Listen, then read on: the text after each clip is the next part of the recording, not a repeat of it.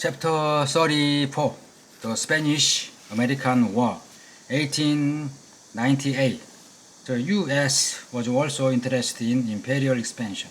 The Spanish-American War officially was fought for Cuban independence, but it allowed the U.S. to gain several new holdings. Remember the man. Like many other countries at the time, Cuba in the late 1800s was eager to free from Spanish rule. In 1892, an exiled Cuban dissident or disagree, named Jose Marez Perez, founded the Cuban Revolutionary Party to do just that, but he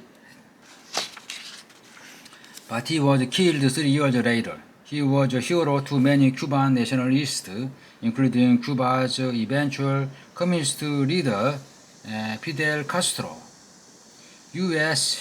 newspapers published sensationalized stories of Spain's mistreatment of Cubans, beginning the practice of yellow journalism. Yellow journalism, the type of journalism that relies on exaggeration. In January 1898, the U.S. sent a battleship, the USS Maine, to protect American citizens living in Cuba. On February 15, 1898, the Maine was mysteriously sunk in Havana harbor, killing over 250 sailors. The American newspaper blamed the explosion of the Maine on the Spanish. This made Americans favor war with Spain, but later tests proved that the Maine likely blew up from a fire in the ammunition cargo. The U.S. declared war.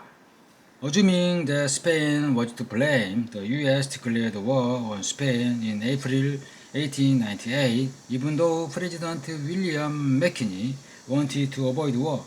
Under the command of Commodore George Dwyer, the U.S. Navy force headed to the Philippines, which were under Spanish rule.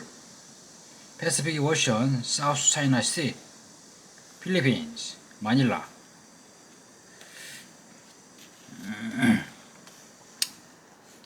With the help of the locals, who also wanted freedom, the Americans defeated the Spanish fleet in Manila Bay.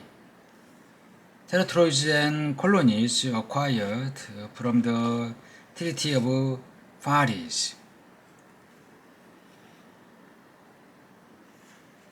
Atlantic Ocean, Puerto Rico, Caribbean Sea, Gulf of Mexico, Florida, Cuba, Havana, San Juan Hill.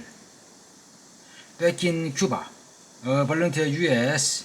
cavalry called Low Riders, cavalry, soldiers who serve horseback, helped to defeat the Spanish in the Battle of San Juan Hill just 4 months after it began. Fighting in the Spanish-American War ended in August 1898. One of the Low Riders was Theodore Roosevelt, the future president of the U.S. He was such a strong force in the cavalry, it was eventually became known as Roosevelt Rough Riders. The U.S. come out strong. With the signing of the Treaty of Paris, a different Treaty of Paris than the ones that ended in the 7 Years' War and the Revolutionary War, Spain gave up control of Cuba, which became a protectorate of the U.S. Protectorate, a state or country that is protected by and partially controlled by a more powerful state or country. The U.S. acquired Puerto Rico and Guam as territories, and the Philippines became America's colony. The Spanish Empire was over in the Americas. Suddenly, the U.S. had a lot of new land. Colonizing the Philippines meant that the U.S. was in a strong position for trade with China, keeping China out of Japan's hands, and preventing Japanese imperialist expansion.